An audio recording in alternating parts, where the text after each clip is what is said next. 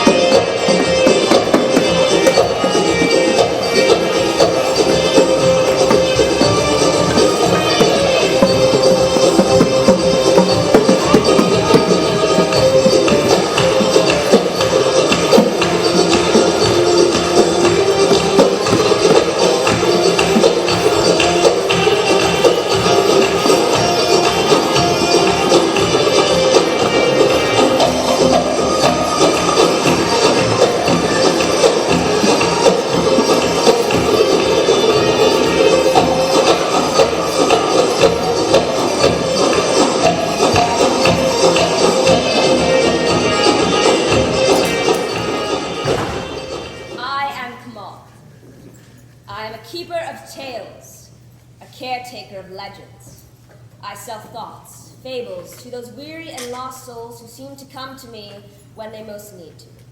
And I present to them what I feel they most lack, even if they aren't aware as to just what it is they need. I sell them nothing more, nothing less. Please, Princess, we must finish here. Your father, the Caliph, commences back at the palace grounds before the sun is in the center of the sky. I do not care. I hate it there. I have no friends, no one to talk to. At least, here in the bazaar, it is exciting, beautiful. I feel alive. But the Shah will call upon your palace in a matter of hours. We must leave now. Besides, you've seen everything these merchants have to offer many times over. That is not true, Aisha. I have never seen this man before. He seems quite interesting. Stay away from the beggars, Princess. You've been taught about the untouchables. You, blind man. Are you a beggar? An untouchable, as my servant has warned?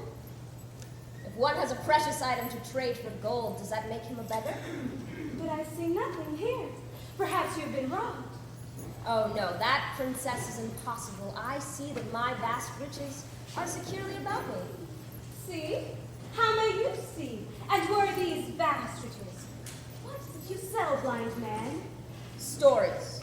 For each piece of gold, I will tell you a tale which only your ears should hear at this time.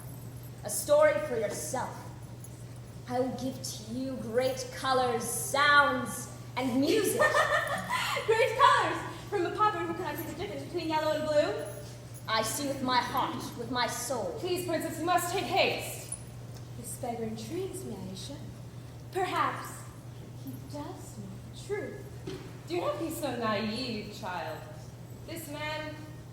This man knows no stories, no fables. He is a great master of fakery. Why, I paid this very man 3 pieces of gold last harvest, and he laughed at me and said the only tale I need to know was, don't trust beggars at the bazaar. Is this true? He knows nothing? Yes, every word. Be careful of whom you choose to believe, younger one, for the truth could be right under your nose all the time, and you would never know. Just what do you mean, great faker master? There is a story which has been told for many years in this bazaar, the tale of the husband and the parrot. You see, I knew the man well, and the parrot for that matter. You see, young princess, this man whose name was Jabir married quite a beauty by the name of Amina. Jabir worshipped the ground Amina walked on and bought her many fine and expensive gifts. Although the gifts were lavish and expensive, they were not the items Amina would have purchased for herself. So, she began selling the items in order to buy what suited her own taste. Soon Jabir became distressed when he realized many of the gifts he bestowed upon his wife were gone. In order to keep it a secret, Amina instructed her servants to lie. Amina! My lovely bride, I am home and have just this moment returned from the bazaar. It's him. Remember, tell Jabir nothing. Amina, gaze upon these beautiful vessels, pure brass. They are worth a fortune, and yet I feel they're not worth the beauty in your eyes. Please, do not let the magnificence rob you of words. Why, I do feel they're far more impressive than the rug I purchased yesterday.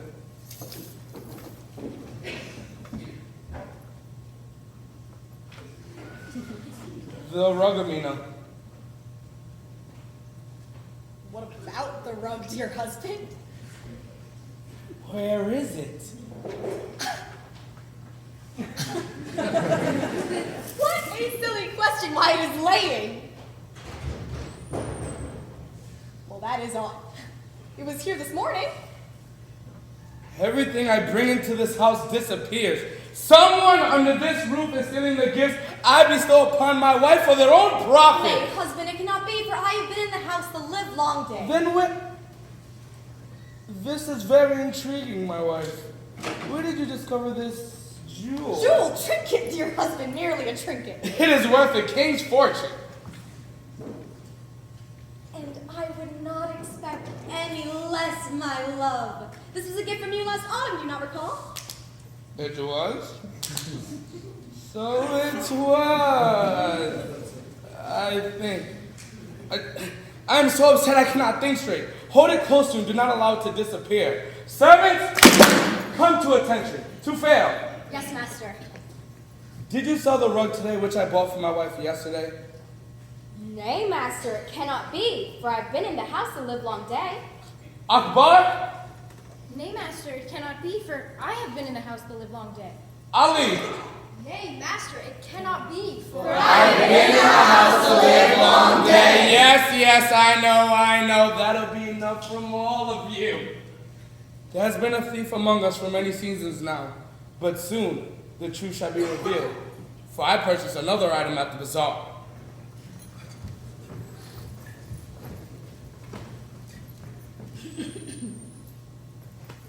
Oh, what a lovely she-parrot. It will make a wonderful pet. This bird is not a pet, but is my eyes when I am not home. She will see all in my absence and tell all to me upon my return. Soon, the identity of this petty thief who shares unlawfully in my blessings will be revealed to me by this parrot. Zanuba wants a pita cracker. Tufail. Tomorrow, you are to put the coffee grinder under the parrot. Akbar, you are to sprinkle the bird with water. And Ali, you are to run circles around the bird while flashing a mirror into its eyes. Do you all understand? Yes, my lady. Zanuba still wants a pita cracker. Be still, you ugly bird! And so, when the sun disappeared and the moon was high in the sky, all in the mansion, including the parrot, slept well.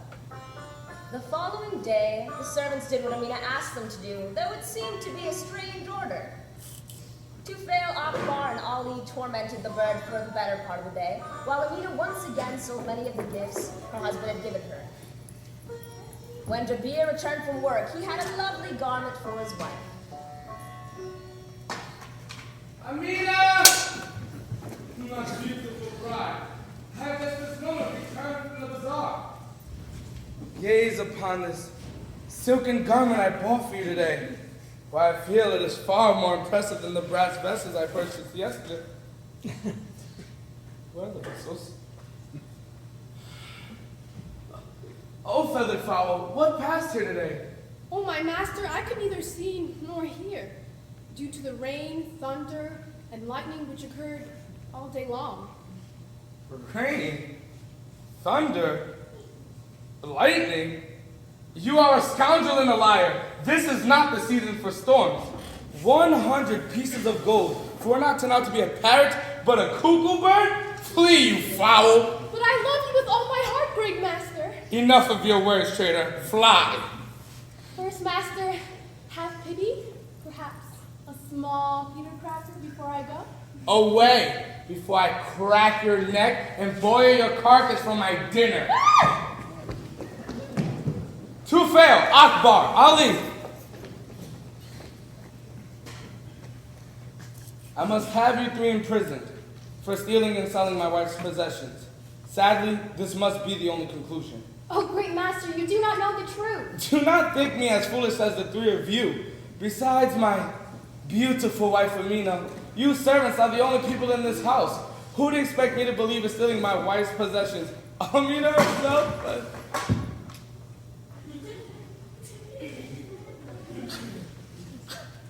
Jabir! It's you. Home early, I see.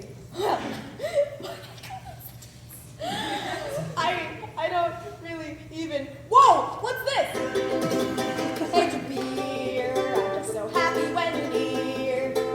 And you look so nice today. Amina! What do you conceal inside that cloth? What cloth?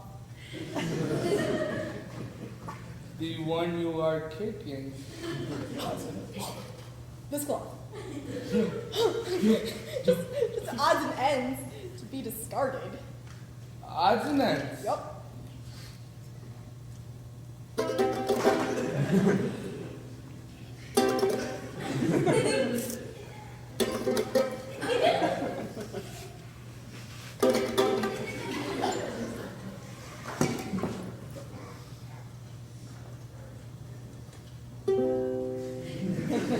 So, you were the thief all along? Please, let me explain. No.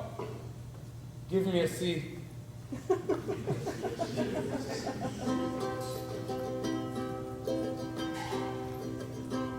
I spend way too long spending my money on you. You stab me in the back, Amina. That's how you do. Well, that's enough of that.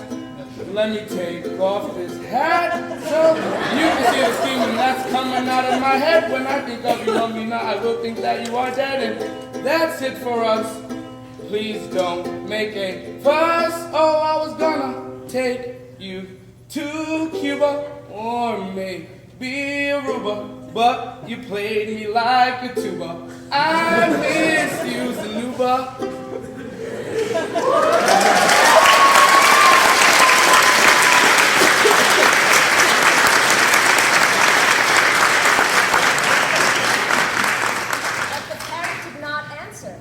Nor did she ever, and for the rest of his life Jabir grieved for what he had done. Very interesting, beggar. Aisha, a piece of gold for Kamal. For the blind beggar. Now, we really must purchase the fruit for dessert. After coming such a great distance, the Shah will be quite hungry.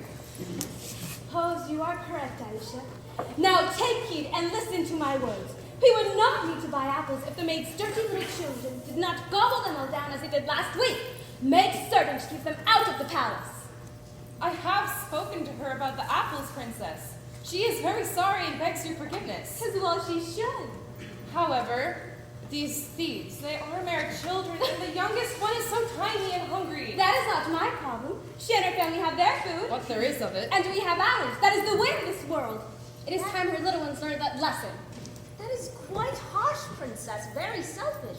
This is life, old man. For someone who has nothing to call his own, how can you understand when the hungry rob my pantry? Come, servant. You have lived in this village all your days and have never encountered Yassine or his family.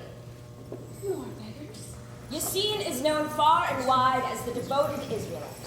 He was a pious and devout man who every day would sell the cotton thread he and his family wove the night before for bread.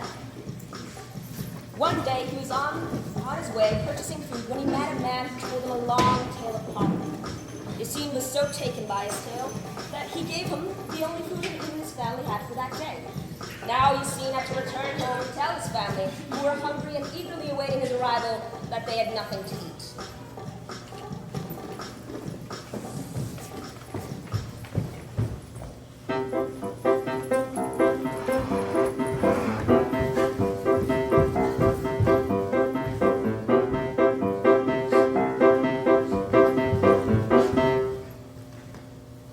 Oh, sit and rest, Saeed, Saad. A watched camel never drinks, as they say. Your father should be home soon enough with our daily bread. We hope so. The work was so hard this day. We are very, very hungry, Mother. Oh, I see your father at the end of the road this very instant, my boy. And he carries our great dinner in his hands? Not so great, it seems. I cannot see it this night. Perhaps father hides it behind his back. Sorry, Father. Always a merry prankster. Enough of this foolishness, funny Father. Yes, give me the bread, Yasin, so I may warm it up. So we may heat it up. Where's our bread? There is no bread this night, but there will be other nights in our family. What? There will be no feast this evening. Be content, dear family, to feel the warmth in your heart that one much less fortunate than us has sustenance this night. No, the only warmth I wish to feel is the warmth of big bread, you fool. We want to eat! We want to eat! We want to eat! Quiet, Saeed, Saad. Your father made a mistake in the village idiot for a wise man earlier this night, but he will still deliver the meal we too worked and toiled for this day. Here, take this old cracked jar to the bazaar, you see. It should bring back a piece of silver at the very least. This old piece? But And do not come back until you have food for our stomachs. And that goes double for us, failed Father!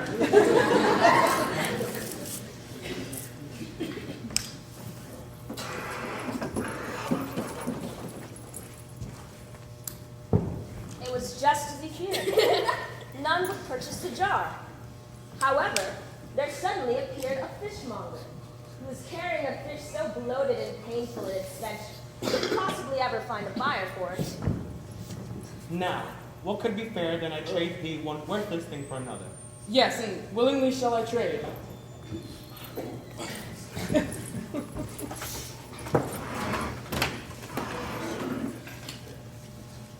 I see your father, my sons, and he carries our great meal in his hands like a trophy.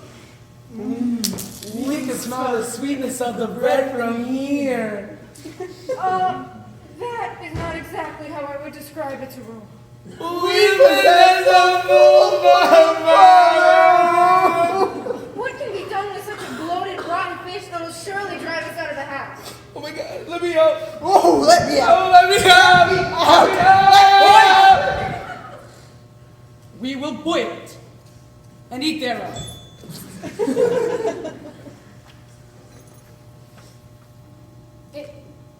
It's a perfect pearl. Look, Yasin, a perfect pearl. Round and shiny like the moon. Be certain it belongs to no other. Check the pearl for a hole. If not, then it is a gift from Allah Almighty for each of us. It's not pierced. Smooth as an onion.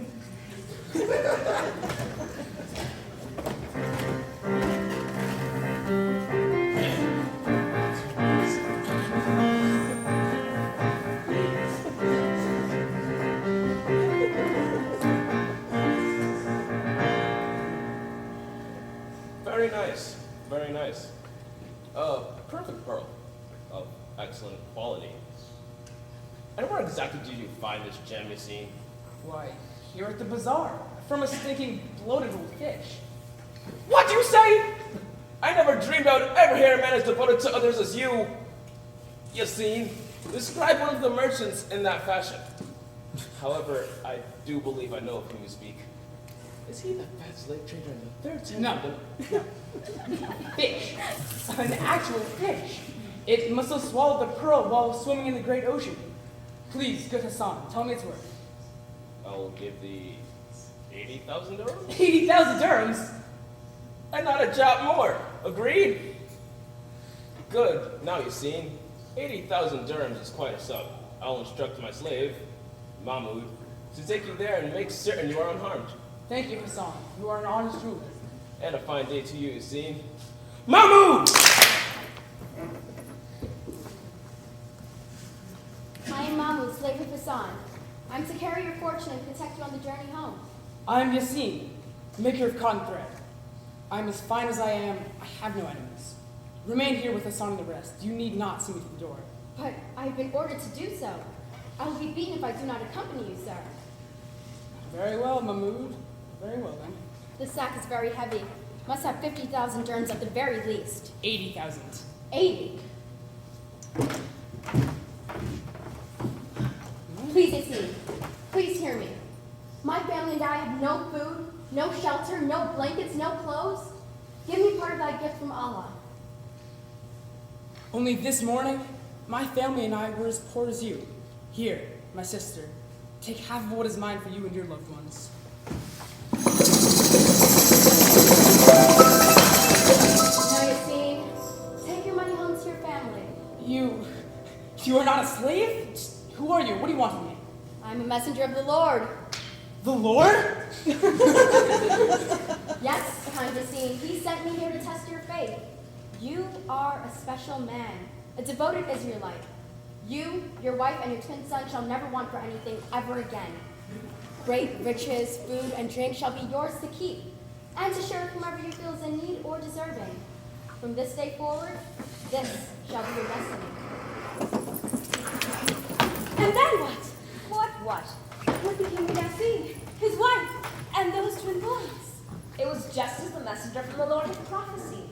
Yassine and his family never wanted for anything, and always had enough to give to those who truly needed. That is an interesting tale.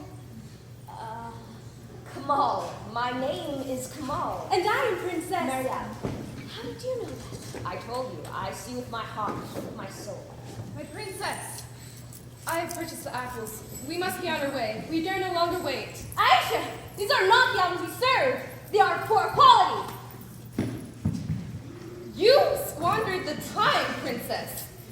The apples we usually purchase are on the other side of the bazaar, and we do not have time to travel there.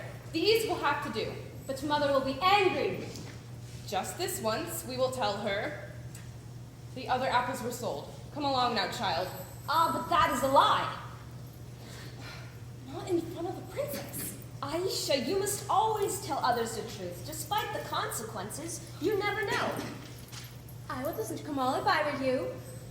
So, my good Maryam, you do see that this is the very lesson you needed to learn on this very day? It was a remarkable tale, old man. Is there anything else I should learn? 2 matters of importance. First, there is still enough time to purchase the correct apples for the feast. Yes, and the second? You owe me 1 gold coin. But I do. I will pay Kamal. While you take these apples back and buy the fruit we need, Aisha. As you wish, my lady. Wait a moment. Instead, hand these apples out to the children of the street as a gift. And just where will you be, princess? I shall remain with Kamal before we return home. Perhaps there's still more I need to know. This strange blind one has the sacred answers to the questions of life. These riches will be yours if you only tell me. I think perhaps you believe too quickly, princess. Why shouldn't I? Your lessons have affected me greatly. So tell me, please, what else? What must I learn before it is too late? Exactly, princess. Do not believe too quickly. Where others might take advantage from your innocence, in those instances you will only lose. Just as in the tale, the donkey driver and the 2 thieves. The donkey driver and the 2 thieves? Precisely, princess. You see, one day there were 2 thieves and a donkey driver slowly leading his donkey by the harness. Oh, Shakit, I'm so very hungry. We have not eaten in... I cannot remember. What I would not give for a piece of bread. Then my stomach would shut up and quit talking to me. And what scares me is that my stomach is beginning to talk to your stomach. The conversation these 2 are having are keeping me up at night. If we only possess something to barter with, why, even the trees have been completely stripped of all nourishment. We could always steal something and sell it at the bazaar. A camel, perhaps. Every wiser in the land knows our faces by sight, Clio. Because of that fact, neither of us could even get close enough to even steal a glance. So we're doomed? Yes, my dying friend. We are.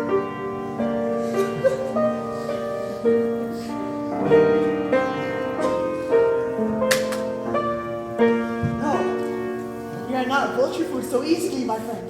Allah is with us. If he is, tell him to bring his own bread. No, you fool. Look over there. Look. Is it a man pulling a donkey? Yes, yes. There's only one man so simple-minded in the entire land who pulls instead of rides. A man by the name of Ibrahim. What do you suggest we do? Wait for him to fall asleep and snatch the beast? You need not wait that long, Clio. You simply take the donkey from him this very instant, sell it at the bazaar, and begin our life of luxury. No, shocking.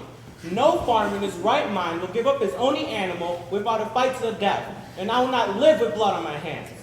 Whoever said Ibrahim was in his right mind? Besides, there'll be no blood here today, Clio. Besides, after the farmer is done, he will actually pay me many gold coins for taking the beast off his hands. The evil son has big your few brains, my friend. Shh, get approach you, quick,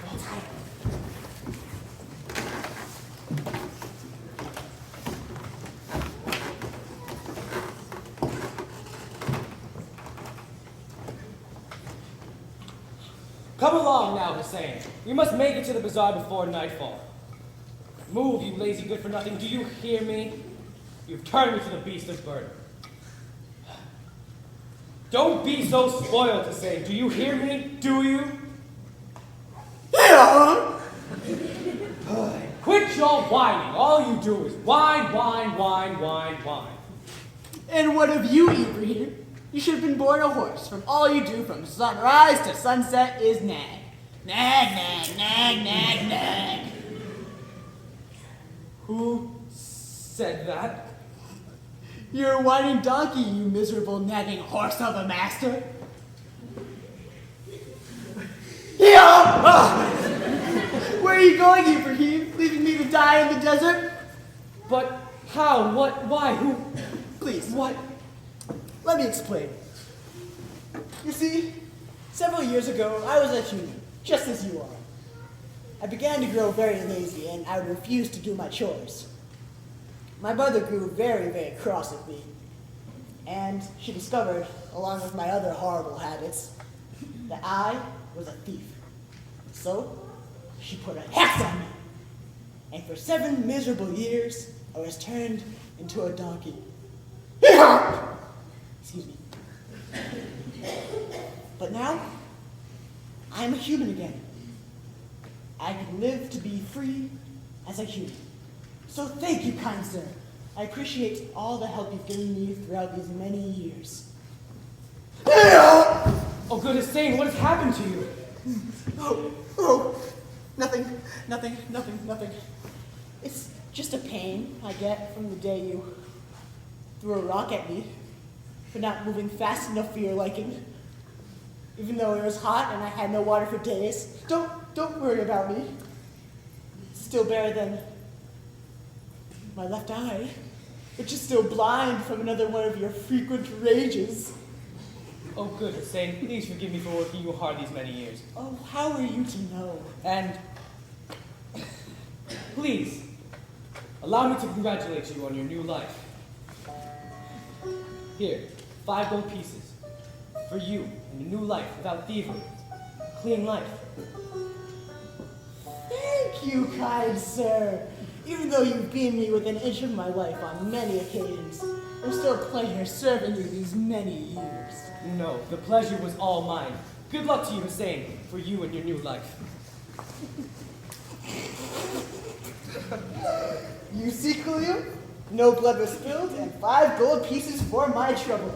Come, let's sell this beast at the bazaar. Our good luck is just beginning, my friend.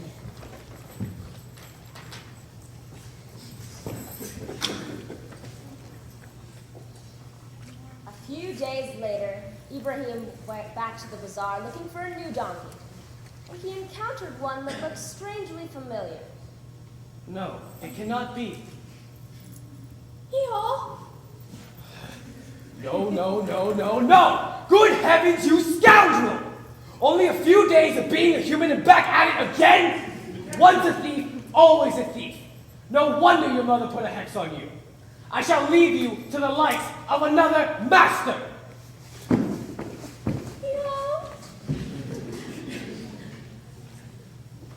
And the two never saw each other ever again.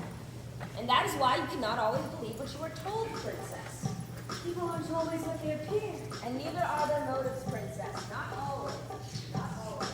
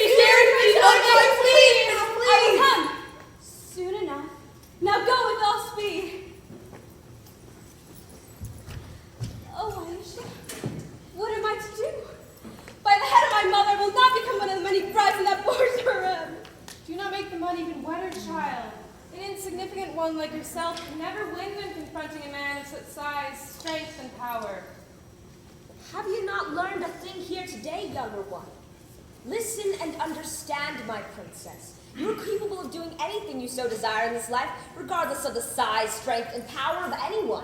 Do not fill her head with foolishness. You, old man, do not know this Shah. Perhaps not this specific Shah, but I've met many others like him, and know of an insignificant man who conquered what 1,000 times more powerful and wise. Tell me, great Kamal, of this person. He is told of in the tale The Fisherman and the Genie. You see, there once was an aged fisherman who could scarcely earn enough to keep his wife, his 3 daughters, and himself. They cast their nets every day and made it a law upon themselves to not cast their nets more than 4 times a day.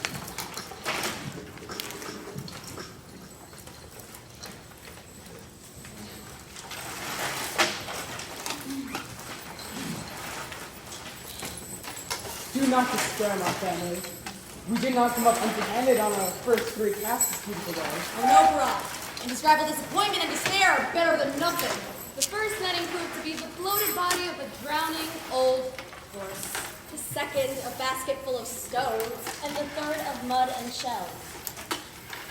My good wife, Shakida, and my 3 beautiful daughters, Anjum, Amina, and Lila. Should Allah grant us bounty this day, then we should eat. If not, then there must be some higher purpose for our hunger.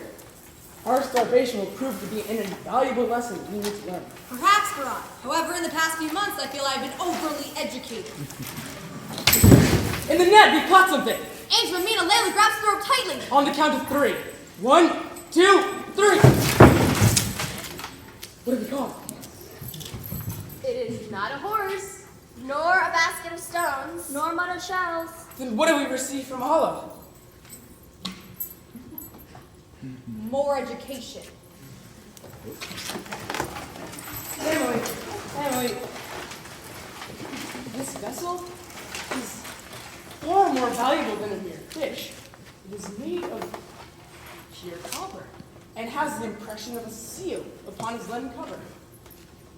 I will sell it to the smelter, and with the money, buy us all a measure of corn. Does vessel contain anything, dear Baron? Open it, wonderful father. And check all the sides, dear Papa. Perhaps it contains gold or jewels or even better, father of all fathers. Silly child. What could possibly be better than gold or jewels?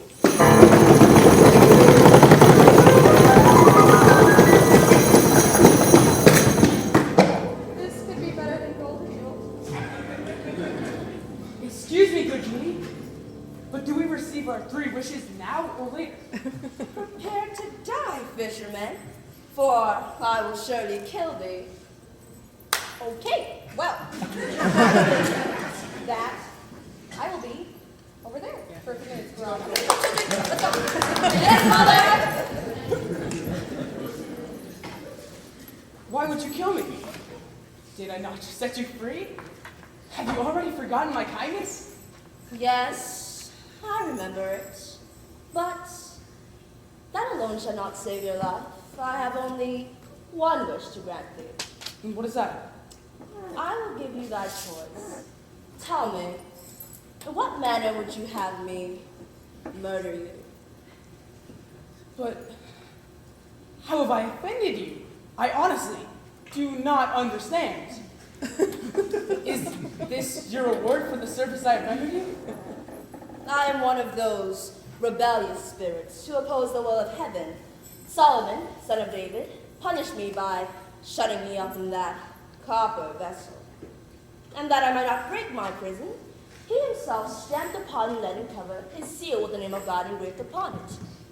Solomon then threw the vessel into the sea 600 years ago. 600 years ago? It's quite a period of time to be cramped inside this tiny vessel. Why do you think I am so ticked off?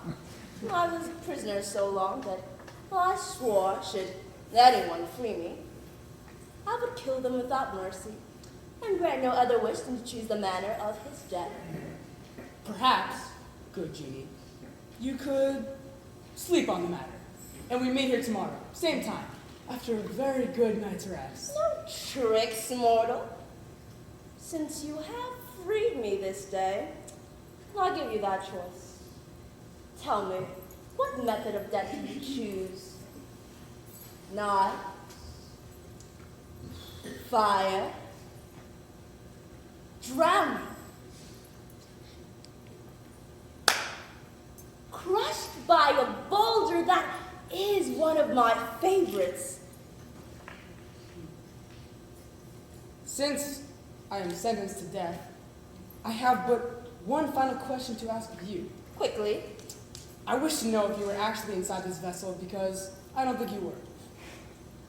Of course I came out of it. How else did I get here? Who knows? By ox cart, for all I know. But I did. I came from inside the vessel. Dare you swear by the name of the great God? Yes, I do swear by that great name that I was. I don't know about that. Doesn't seem right. What do you mean? Well, for one thing, you are so big. And this vessel, so tiny. No. In good faith, I cannot believe you. This vessel is simply not capable of holding one of your size. Do you not believe me even after the solemn oath I have taken? Of course I don't believe you. Do you take me for an imbecile? And I will go into death knowing you to be a great liar and an even greater fool unless... What? Unless what? Unless you go back into this vessel again and prove it to me. How dare you question me? I knew it all along. A liar and a faker. I will show you all!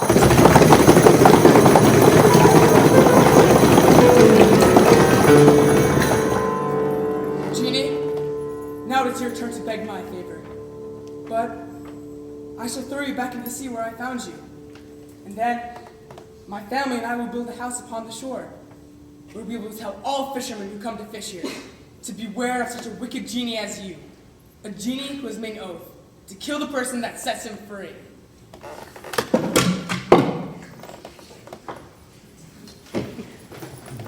That is a remarkable tale, blind man. But do you expect me, a great princess, to believe in dreams? Well, I know I don't believe in genies, but I do believe in shahs. We truly must be going, princess. Knowledge is much like possessions, dear princess. Be careful what you choose to keep and what you choose to discard, for getting rid of all things magical could someday threaten your safety. What's that supposed to mean?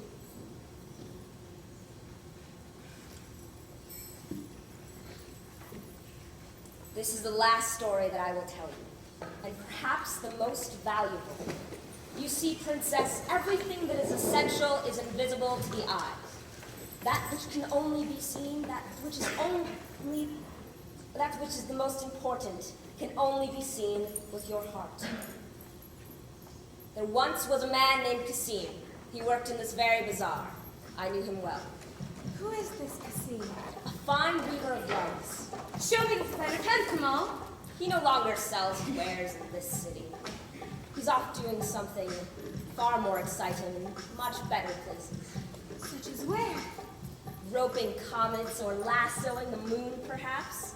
You see, everything and anything is more than possible. Kasim was a successful rug maker, for he never wanted for a buyer. As soon as he made a masterpiece, he would sell it. 5 rugs, 10 rugs, 20 rugs, sometimes more. If Kasim wove it, there was someone who would buy it. Except what? Except for this one piece of rug. No matter how low he set the price, no one was interested. Until one day, he devised a plan to make this rug a sought-after possession. A rug among rugs. How did Kasim accomplish this? He began his plan in this very bazaar. You see, one day, Kasim had finished selling all of his rugs when... Father, we need another rug to display. Our showcase is bare. Good idea, daughter Seema. Loyal wife, Moragana. Another rug front and center, if you please. I'm sorry to say, Kasim, but that hunchback with the clubbed foot purchased the last one. We have sold all you have made for the week, dear husband. 20 carpets for 20 pieces of gold. This is quite an achievement, my fine family. Perhaps. Perhaps. Do you call 20 pieces of gold a perhaps achievement? Do you not know what 20 pieces of gold will afford us? 4 pieces of gold will house us for 7 days. That leaves 16 pieces of gold, Father, with good intentions. 2 pieces of gold will clothe us. Leaving 14 pieces of gold, Father, with a good heart but low math skills. Well, then, what will 14 pieces of gold afford us? And we need 3 a week to feed us. That leaves 11 if you are counting. A great fatherly but overestimatedly optimistic one. 11, then. And do not forget the 2 pieces we need to feed our livestock. That leaves 9 pieces, founding father of our tribe. And do not forget your promises. It'll cost 4 to purchase that new cart we desire. So that we may drive the rugs to the bazaar each week, rather than carrying the merchandise on our backs like the beasts of the field. If you're still counting, great dad of the nomads, that leaves 5 pieces of gold. Well then, what will 5 pieces of gold afford us? And my absent-minded but foolish husband. 2 pieces are necessary for Ben Nobin, the tile merchant, to repair the roof of our hut before the great winds of the sandstorms return this season. Then, my wife of the great nagging headache, what will 3 pieces of gold afford? Oh, excuse me, Father, but how many rugs do you plan on sewing these next 7 days? And how many of those carpets do you plan on selling this very spot next week? You know the answer to that as well as I do, Seema and Morrigan. 20 such rugs will be made, and 20 such rugs will be made, just as we did today. And just what is your investment of producing these carpets? Only 3 pieces of gold. And in the words of the great Benoit, nothing from nothing leaves nothing. And just what will 0 pieces of gold afford us, marvelous mentor? Yes, O pathetic and dejected patriarch of the vast desert sands, what will 0 pieces of gold afford us? Sadly, it will only afford us the right to declare that today was, as Moragana said, a perhaps achievement. Why can we never get ahead? Each week it is the same thing. We think we are on the road to riches, only to find we're on the same trail of woe. If we only had one more carpet to sell, we could at least say the future was bright. Yes, Kasim. That poor sun has been in an eclipse for far too long. Enough of this despair. Today, we take our destiny into our own hands and guide our own course. We will run our future as we run our boat. Aground, dear father. You will both see the truth. We will not leave this bazaar until the carpet I have never been able to sell has been sold. What?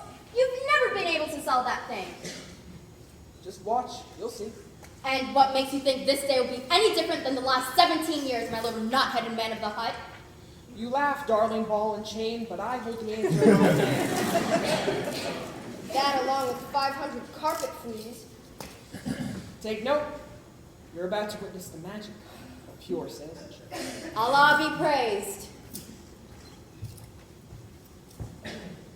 Today! And only today! I, Kasin, the carpet, will sell my most prized possession. This rug may appear to be of ordinary design, but do not be so deceived, for it is unlike anything you have had the privilege of stepping your tootsies upon. Today! And only today! This is your only chance. Today will be somebody's lucky day. What's so special about this rug? Have you no eyes? What do you mean by what you announce? Have you no ears? Is this rug as unique as you say, old faker? You know underarm deodorant? Let us depart, Haroon. This man and his family have nothing of any value to sell. True words were never spoken, dearest Kasan. For now that I stand closer to this moldy bit of hemp, I see to it as the rug Kasim has been unsuccessful in trading for at least 100 changes of the moon. You are correct, sir. It is the same piece of unsellable trash. Are you going to let them get away with such words, O cowardly man of the Oasis? Unsellable. Is that what you have always surmised? That my goal was to sell this priceless article? We have both seen it here for years. Your daughter was mewling and puking on it when she was but days old. And it remains behind, even after all the other rugs have been traded. That is because I want to keep watch over it.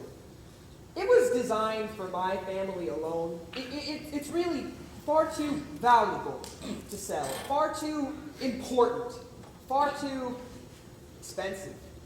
Then why sell this afternoon, rascally liar? Rascally liar, father, I did not know that these men knew you on such a personal basis. And to the fine man, Kasim, why are you selling that rag today? Because today is a special day.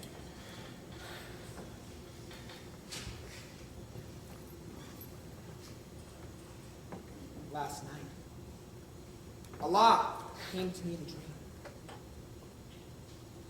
whispered in my ear, Kasin!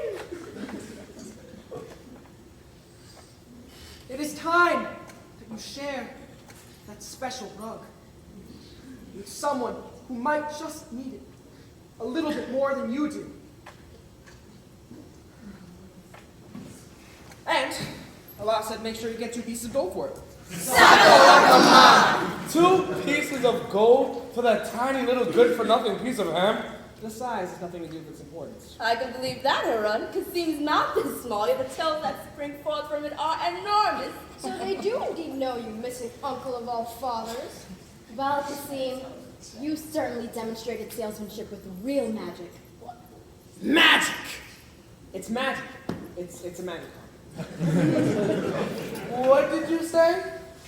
The carpet, it's magic. It's a magic carpet. What forms of magic, rug maker? Many forms. This man has the brain of a desert sipser fly. Let us go. Fly? It can fly. It is a magic flying carpet. A magic flying carpet, you say? Indeed. Why only 2 pieces of gold for such a find? Because Allah told me not to be so greedy. Well, a good investment for only 2 pieces of gold. If it flies, then a goodbye. And if it does not, you die.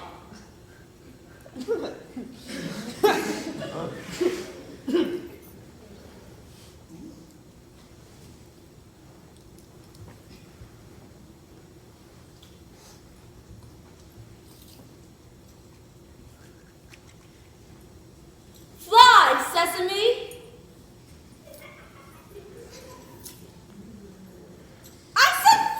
Sesame? Oh, here, let me have a try on the Twiticus.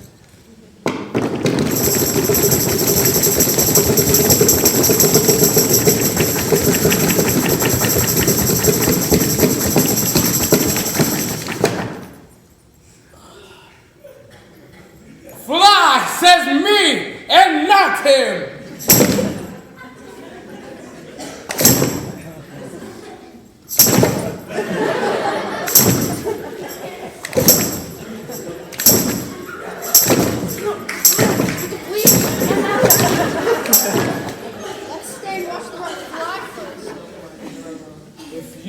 Lied to us. This dagger will slit your tongue so you may never again tempt an honest, unsuspecting customer. And this knife will gouge out your eyes and lop off your ears so you may no longer see or hear a buyer. Then you will also be required to slice off his nose so he can smell some of those we sell to.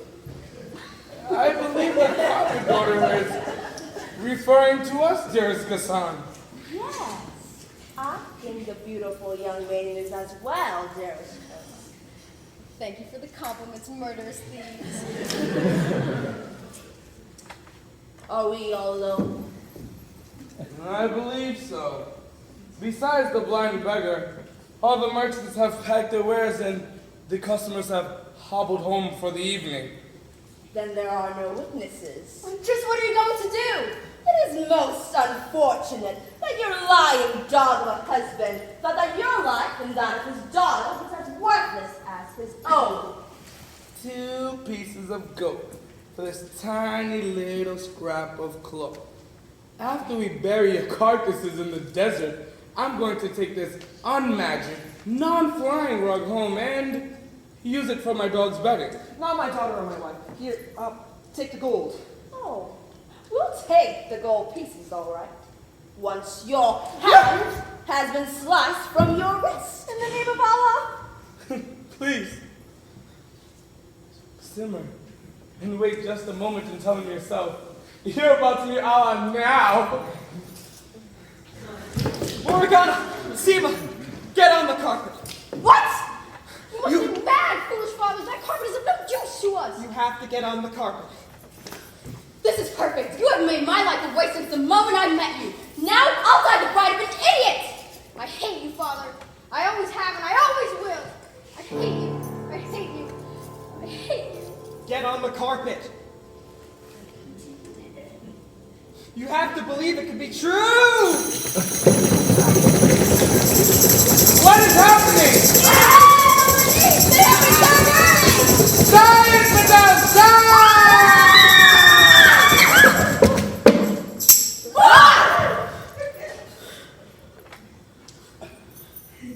Where is this tricky rug maker?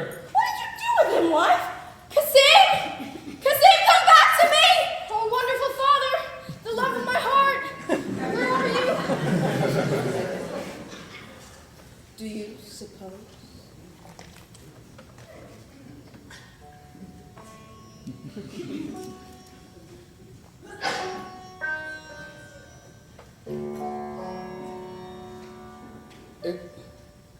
It was a magic flying carpet after all.